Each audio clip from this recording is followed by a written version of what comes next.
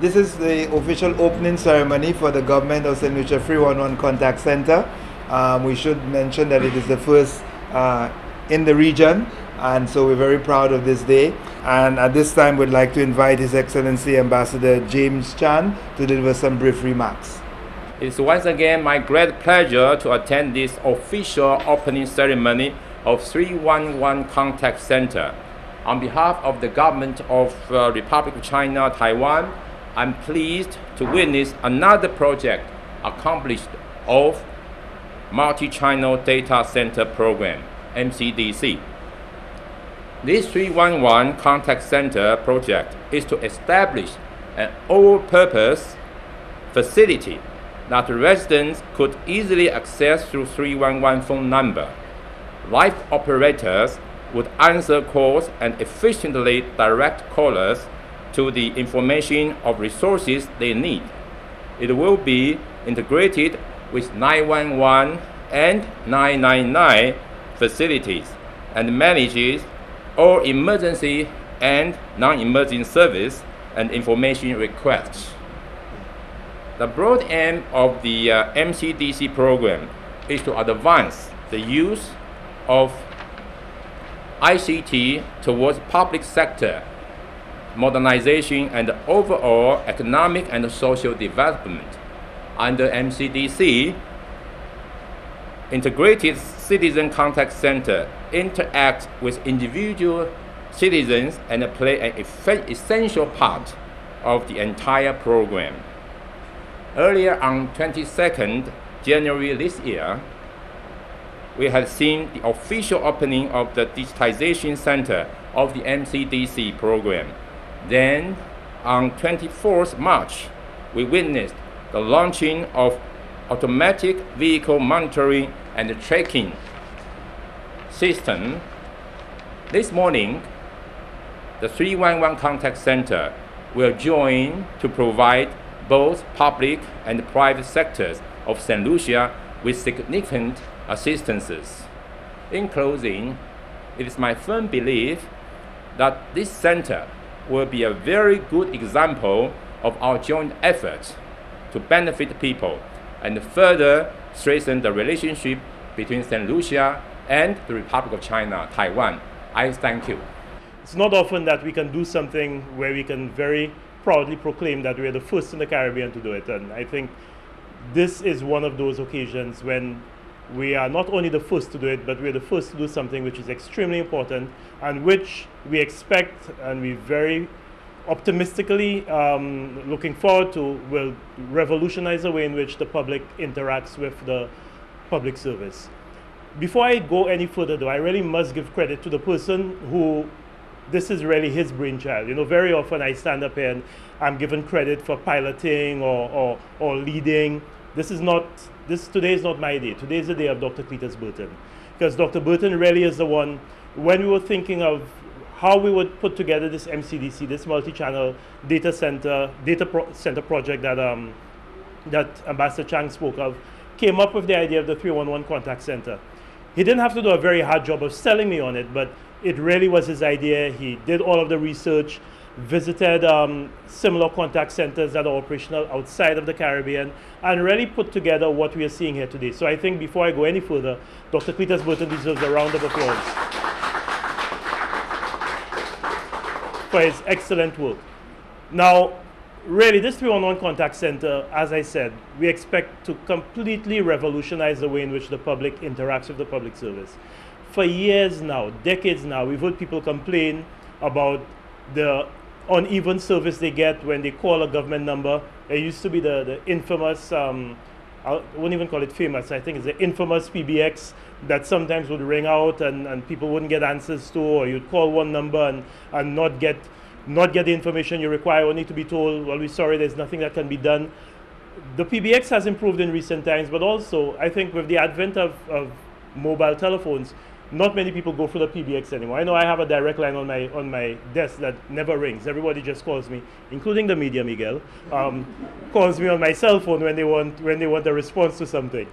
But there is still a need for interaction with the public service via landlines. And what this will do is not just be someplace that will direct your calls, because this is not about directing your calls. This is not about putting you in contact with the PS of Youth Development and Sports or the Comptroller of Inland Revenue. This is really to be able to provide you with the information that you require that maybe will be able to solve your problem without you having to go any further.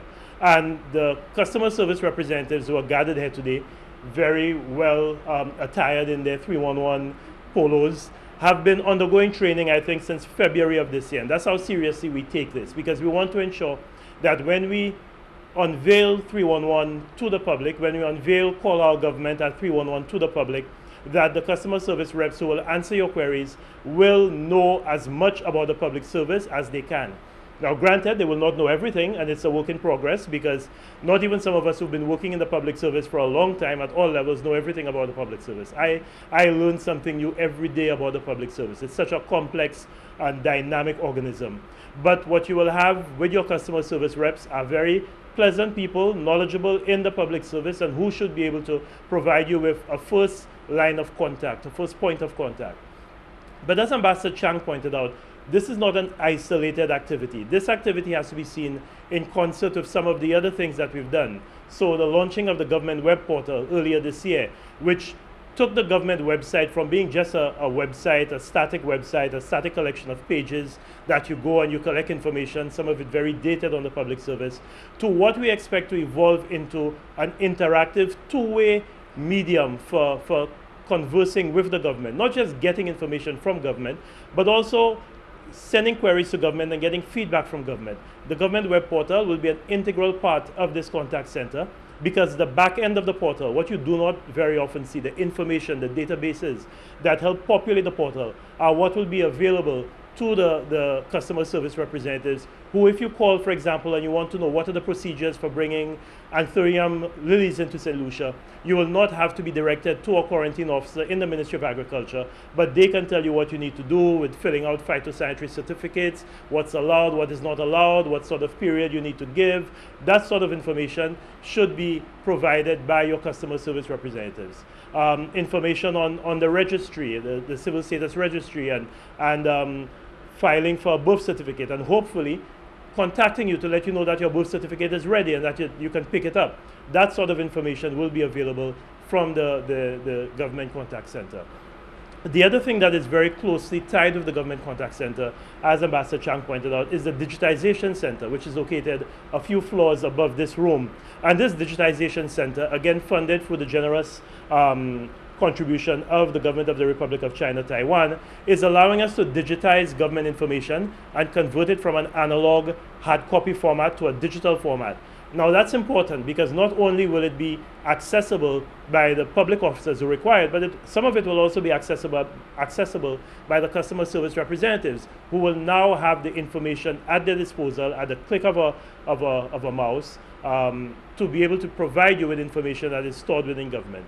And a few weeks ago, I think, we also launched we also received a check for the electronic document and records management system, again funded by the Republic of China, Taiwan. That is another integral part of all of this. So really, ladies and gentlemen, what we're seeing here today is the complete transformation of the way in which government interacts with the public and the way in which the public interacts with government.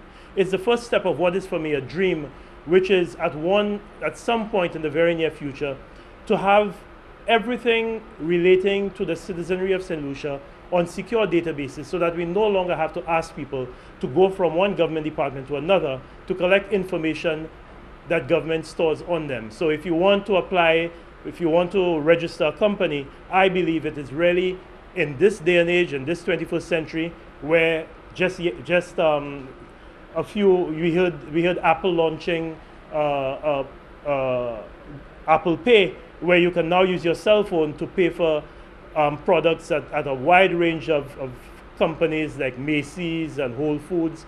If we can do that, if we can use a cell phone to replace our credit card, then why is it when somebody visits, let's say, the Inland Revenue Department or the Ministry of Infrastructure, they need to wait for 2 weeks to pick up a form or to pick up some card that is generated for them, or they need to be sent by the registrar of companies or whoever does it from one government department to another to collect information that the government has on them. All you really have to do is to identify that you really are the John Doe that you claim to be, and once you can provide conclusive proof that you are John Doe, then the government should be able to collect all of the information it has on you and tell you that within 4 days or 5 days or 1 week, you can come for the document that it has to provide for you. It should be able to access your certificate of good character from the police. It should be able to find out from the Inland Revenue Department whether you are in good standing with the payment of your taxes. It should be able to find out from the NIC whether you're up to date with your NIC payments. It should be able to get all of this information rather than sending you on very many wild goose chases around Castries to get information that it has on you. And for us, this is what this contact center is about. It's about evolving government to bring government into the 21st century and to be able to provide to the citizens of Saint Lucia, and not just citizens, but the people who visit Saint Lucia and who invest in Saint Lucia and who want to do business with Saint Lucia, provide them with the services that they require in an efficient and cost-effective manner. So, Ambassador, once again, thank you for the excellent support of your government in making this happen. Dr. Burton, thank you for your hard work in making all of this possible. The staff of the Ministry of the Public Service Information Broadcasting, headed by the PS Philip Dalso and the DPS Don Louisy, thanks for again buying into this dream that I have for the modernization of the public service and providing with the excellent support that has made all of this possible. And you, the customer service reps who are gathered here today, we look forward to hearing great things about you in the weeks and the months to come, and for people to be raving about just how good it is now to be interacting with a government that can provide them with the information that they require. So I think today is a good day for us, and let it be the start of very many good things to come. Thank you.